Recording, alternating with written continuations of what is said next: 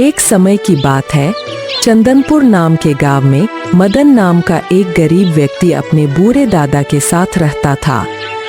वह बहुत ही मेहनती और चतुर व्यक्ति था। वह दूसरों के खेतों में काम धंधा करके किसी तरह अपना जीवन यापन करता था।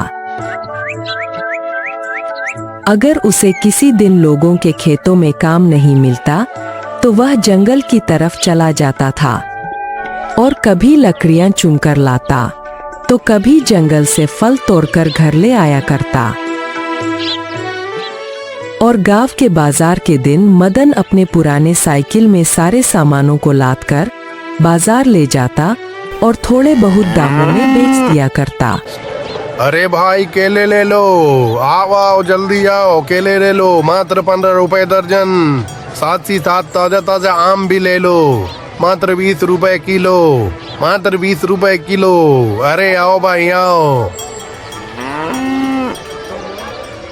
अरे मदन भाई, लकड़ी कैसे बोझा दे रहे हो भाई? अरे रघु, मात्र 50 रुपये बोझा है लकड़ी। इससे कम में मिल जाए तो मुझे कहना, पूरे बाजार में जाकर देख लो, इससे कम में तुम्हें नहीं मिलेगा। अच्छा, मुझे एक बोझा दे दो लकड़ी। अरे क्या बताऊं मदन भाई, आजकल जंगल जाने का समय ही नहीं मिल पा रहा है और साथ ही साथ घर में लकड़ी भी खत्म हो गई है। खाना बनाने के लिए कुछ बचा ही नहीं है। हाँ हाँ, क्यों नहीं, देता हूँ। इतनी मेहनत करने के बाद भी मदन 2 समय का भोजन बहुत मुश्किल से जुटा पाता था। वह हमेशा सोचता था कि काश उसे कहीं से थोड़ा सा धन मिल जाए तो वह व्यापार करके खूब सारा धन कमाए और इस गरीबी से हमेशा के लिए छुटकारा पाए। मगर इतनी मेहनत करने के बाद भी उसे कहीं से धन नहीं मिलता। मदन के दादा बहुत ही बूढ़े हो चुके थे। उन्हें देखकर ऐसा लगता था कि किसी न किसी दिन वह दुनिया छोड़कर चले जाएंगे।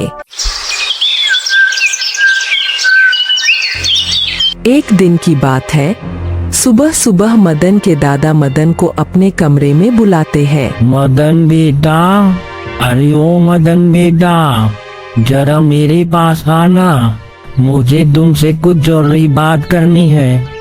मदन बर्तन साफ करना छोड़कर अपने दादा के पास जाता है।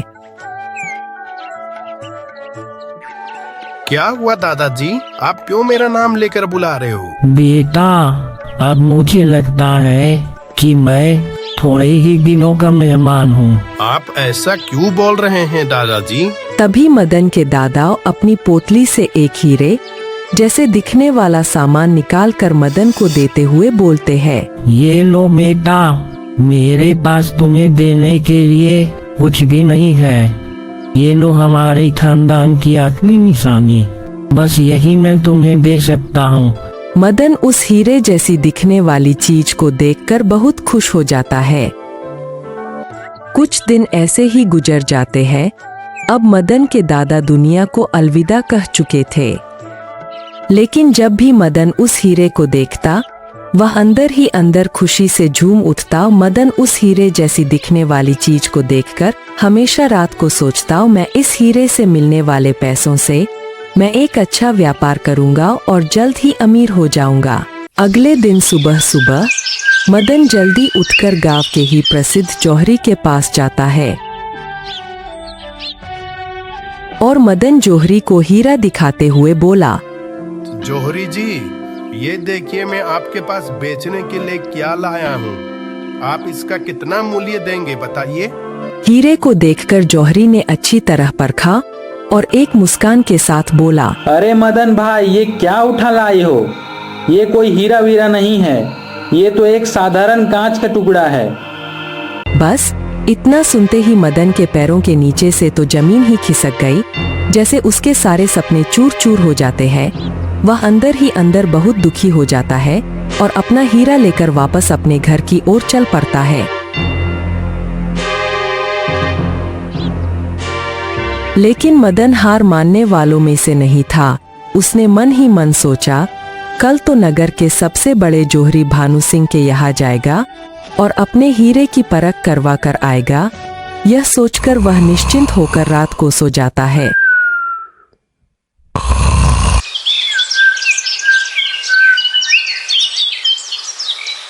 अगली सुबह मदन नगर के रास्ते के लिए कुछ जलपान का व्यवस्था करके नगर की ओर निकल पड़ता है।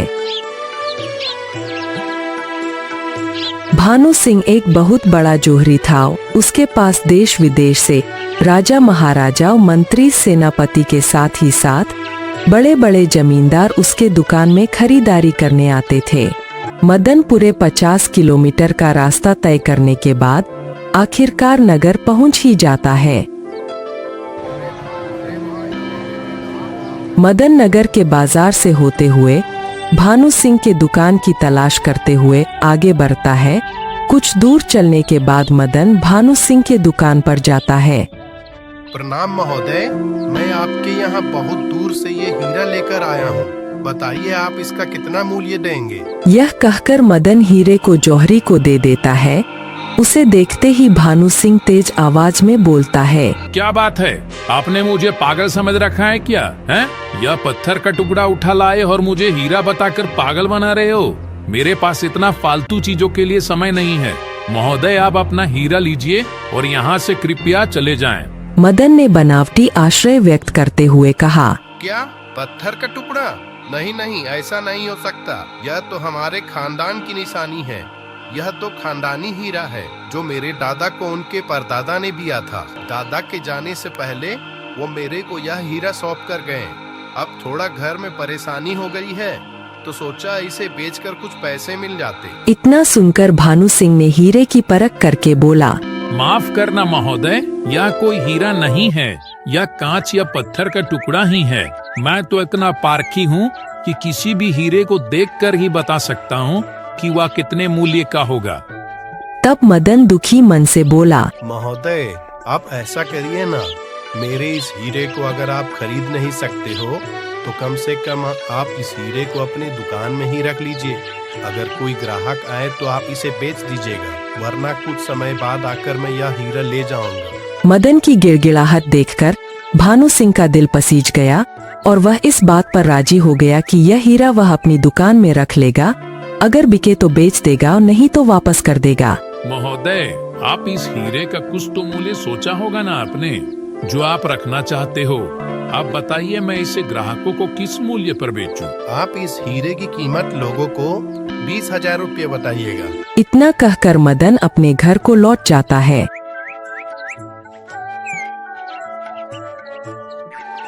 भानु सिंह अपना नाम खराब नहीं करना चाहता था, इसलिए वह उस हीरे को किसी को भी बेचने के लिए नहीं दिखाता था। बस वह वैसे ही के वैसे ही पड़ा रहता था। इस बीच बहुत बार मदन दुकान आकर अपने हीरे के बारे में पूछ चुका था, मगर हर बार उसे निराश ही हाथ लगती। एक दिन भानु सिंह के यहाँ एक व्यक्ति आया और उसने खुद का परिचय देते हुए कहा, प्रणाम महोदय, मैं पड़ोस के राज्य हस्तिनापुर के राजा हरि सिंह का सेवक हूँ। राजा हरि सिंह अपनी राजकुमारी को उपहार में देने के लिए एक हार चाहते हैं जिसमें एक हीरे का पेंडल पड़ा हो। यह सुनते ही भानु सिंह उसे तरह तरह के हीरे दिखाने लगा। वह व्यक्ति हीरे देखता रहा, मगर उसे कोई भी हीरा पसंद नहीं आ रहा था। उसकी पसंद को देखते हुए भानु सिंह यह समझ गया था कि इसे हीरे के बारे में कोई जानकारी नहीं है, वह तो बस उसके रूप को देख रहा है। जब उस व्यक्ति को कोई भी हीरा पसंद नहीं आया तो हार कर भानु सिंह ने मदन वाला हीरा दिखाया। उसे देखते ही वह व्यक्ति चहक उठा और बोला, हाँ महोदय, हाँ हाँ हाँ हाँ, यही वो हीरा है जिसे मैं तलाश कर रहा हूँ। देखो तो कितना खूबसूरत है। महोदय, आप इस हीरे का कितना मूल्य लेंगे? भानु सिंह ने मन ही मन सोचा, 20,000 रुपये तो मदन ही मांग रहा है, क्यों ना मैं इसकी कीमत 40,000 रुपये बताऊं, तो 20,000 मदन को देकर 20,000 का मैं भी लाभ कमा सकूंगा। हा हा हा हा। यह सोचकर भानु सिंह ने उस हीरे की कीमत 40,000 रुपए बताई। तब वह व्यक्ति बोला, महोदय, मैं इतनी धनराशि लेकर तो नहीं आया हूँ, पर इस समय मेरे पास 5,000 रुपये हैं। आप यह 5,000 रुपये जमा करके सौदा पक्का कर दीजिए। मैं जल्द ही और रुपए लेकर आऊंगा और ये हीरा ले जाऊंगा। अगर मैं वापस नहीं आऊं तो आप मेरे रुपये जब्त कर सकते हैं। यह सुनकर भानु सिंह सोचने लगा, उसका तो हर हाल में फायदा है। अगर हीरा बिकता है तो 20,000 उसे मिल जाएंगे और अगर यह व्यक्ति वापस नहीं भी लेने आया तो 5,000 तो मिल ही रहे हैं। यह सोचकर वह बोला, महोदय सौदा मंजूर है।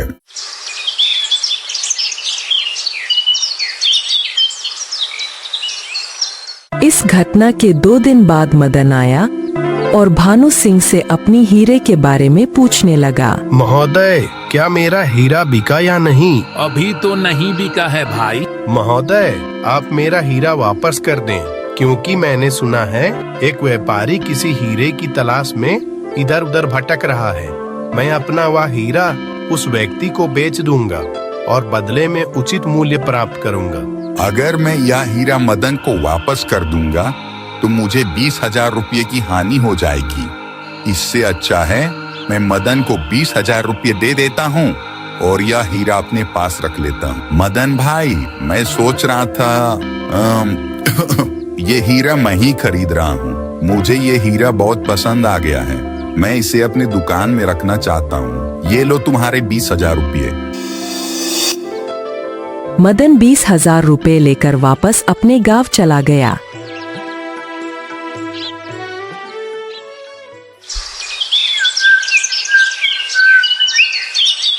इधर अब भानु सिंह उस व्यक्ति का इंतजार करने लगा जो हीरे खरीदने की बात करके गया था।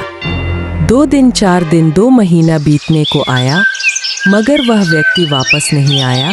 अब तो भानु सिंह को चिंता होने लगी, मगर वह क्या करें। उसने सोचा अगर नगर कोतवाल से शिकायत करें तो उसकी कितनी हंसी होगी। लोग सोचेंगे इतना बड़ा व्यापारी होकर एक साधारण व्यक्ति से ठगा गया, और यह सोचकर उसने किसी से कुछ भी नहीं कहा। वास्तव में वह व्यक्ति किसी भी राज्य का कोई सेवक नहीं था, वह तो बस मदन का एक दोस्त था। मदन ने जब हीरा नहीं बिका तो परेशान होकर राज्य का सेवक बताकर भेजा हुआ था। इस प्रकार उसने भानु सिंह को ठग लिया था। मदन ने उस धनराशि से गांव के चौराहे में ही एक व्यापार खोल लिया और खुशी खुशी अपना जीवन व्यतीत करने लगा।